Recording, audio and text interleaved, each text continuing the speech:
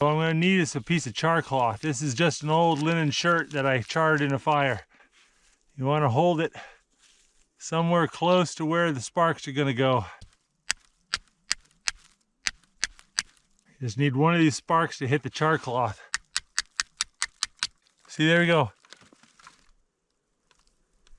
See, caught a little ember in there. Now we're going to wrap that in a cotton ball. There we go. It's burning. Okay, now let's get this down in here.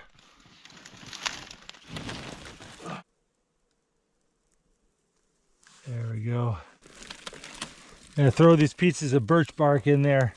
Try to get this thing going.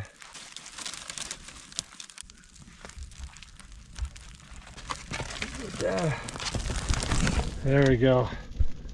Starting to catch. Oh, gonna warm my fingers up. That didn't want to light.